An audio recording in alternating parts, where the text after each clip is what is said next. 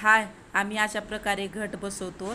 घटासाठी लागणारं साहित्य ही आहे मंडपी. ह्या मंडपीला मी आंब्याची पानं लावली आहे आणि गेरू खलवून मी तांब्याला आणि कॅटलीला, लोटक्याला, पंतीला ही आमच्याकडे असं गेरू लावतात सगळ्या वस्तूला.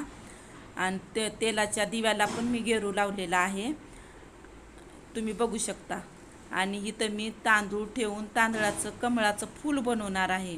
अशा प्रकारे फूल बनवायचं आणि ह्याच्यावर कळसाचा तांब्या ठेवायचं. तांब्यावर विड्याचे पानं, 5 विड्याचे पानं, नारळ आणि नारळाला दोरा बांधून ठेवायचा. आणि हे विड्याच्या पानाचं मी माळ बनवलेली आहे. ही माळ मी तांब्याला एक आणि लोटक्याला एक बांधली आहे आणि एक माळ मी घटासाठी बनवून ठेवली आहे.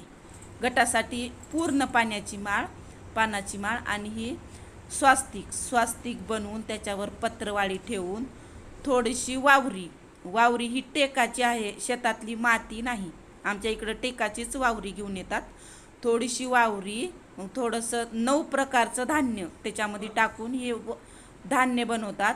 थोडीशी वावरी, थोडंसं धान्य, अजून थोडीशी वावरी, थोडंसं धान्य टाकून असं 3-4 वेळेस प्रोसिजर करून मग लोटकू त्याच्यावर विड्याचे पानं, कणीस ज्वारीचं ठेवून मग इकडं दिव्याखाली थोडे तांदूळ, दिवा लावायचं. थोडेसे तांदूळ तांब्या ठेवून दिवा लावायचा आणि घटाला थोडं पाणी टाकायचं. आम्ही रोजचं असंच थोडं पाणी टाकतो, जास्त पाणी टाकायचं नाही, नाहीतर घट नीट येत नाही.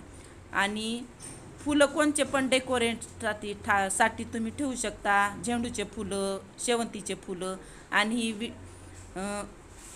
ओटीचं सामान ठेवायचं पानावर.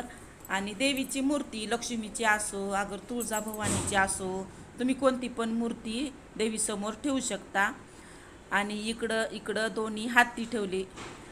हे आहे उदाला मी वाटून घेतले आणि कोळसा गरम करायला ठेवला. कोळसा चांगला इस्तू होजोपर्यंत नारळ सोलून घेतले आणि कोळसा गरम झाल्यावर टाकला. असं आम्ही रोजचं दाखवतो देवीला. आणि फुलाचाच लय मान असतो. हे मंडल करून देवीला नैवेद्य दाखवला. आरती झाली. जगदंब जगदंब.